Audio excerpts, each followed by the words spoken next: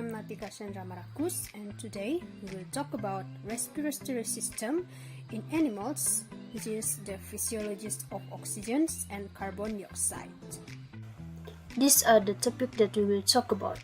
What is physiologies of oxygen and carbon dioxide, and differences of insects, fish, amphibians, reptiles, and mammals' respiratory system. This is the overview diagram for physiologies of oxygen and carbon dioxide. So, what is the meaning of physiologies of oxygen and carbon dioxide? Well, it is actually the function of the respiratory system to move two gases, which is oxygen and carbon dioxide. And oxygen and carbon dioxide are transported by the red blood cell. And to make it easier, we'll watch a simple video about gases exchange. In this video, we're going to look at gas exchange. So essentially, we're looking at how gases are transported around our body, the oxygen and carbon dioxide, and how our tissues receive this oxygen and how our lungs receive the carbon dioxide so we can exhale it. So let's just begin this journey with the lungs here. And here I'm drawing the heart as well, and also tissues. So here is our tissue, our heart, and our lungs. After the tissue has utilized or used oxygen, the blood will then return to the heart. The blood returning to the heart is deoxygenated blood because it contains, you can say, low oxygen. The oxygen has been used by the tissue.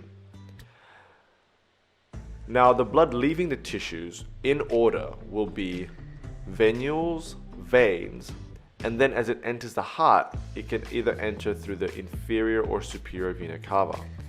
So it will enter the heart, and then from the heart will pump this deoxygenated blood through the pulmonary artery. So why is it called deoxygenated blood? Well, it's because we have more concentration, you can say, of carbon dioxide compared to oxygen. Or it's properly said, we have higher partial pressure of carbon dioxide compared to oxygen. That is why they are deoxygenated.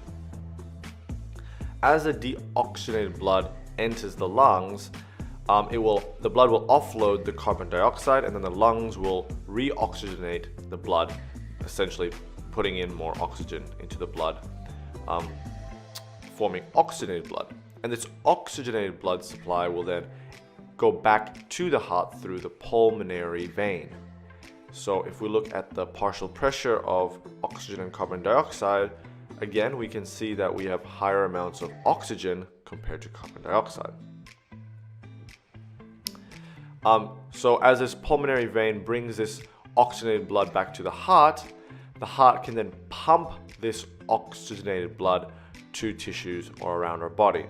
First of all, through the aorta, then the arteries, then the arterioles, where the arterioles will then form capillaries, and then then into tissues.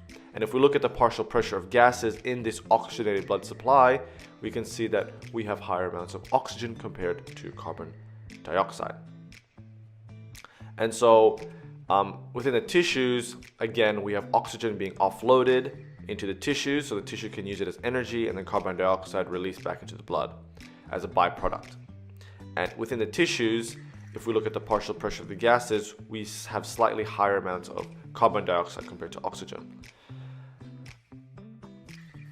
Now we will move to the differences between insect, fish, amphibians, reptiles, and mammal respiratory system. This is the respiratory system for insects. Oxygen and carbon dioxide gases are exchanged through a network of tubes called trachea. Instead of nostrils, insects breathe through openings in the thorax and abdomen called spiracles.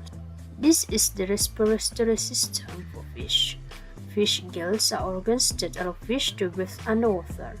Most fish exchange gases like oxygen and carbon dioxide using gills that are protected under gill cover or operculum at the both sides of the parent's throat. Amphibians are special animals. They use gills and lungs to breathe. Amphibians utilize skills for breathing in early life and develop primitive lungs in the adult life. Additionally, they are able to breathe through their skin. For reptiles, their respiratory system is known as alveoli. In animals, the respiratory surface is internalized as linings of the lungs. Gas exchange in the lungs occurs in millions of small sacs. In mammals and reptiles, these are called alveoli, and in birds, they are known as atria. Same goes to mammals. Just like reptiles, reptiles use alveoli for gas exchange, and mammals also use alveoli inside their lungs for gas exchange. There are some diagrams to make us too easy to see the differences between the respiratory system between each of the organisms. Since the respiratory system for insects is different from the other organisms, so we will only focus on mammals, reptiles, amphibians, and fish.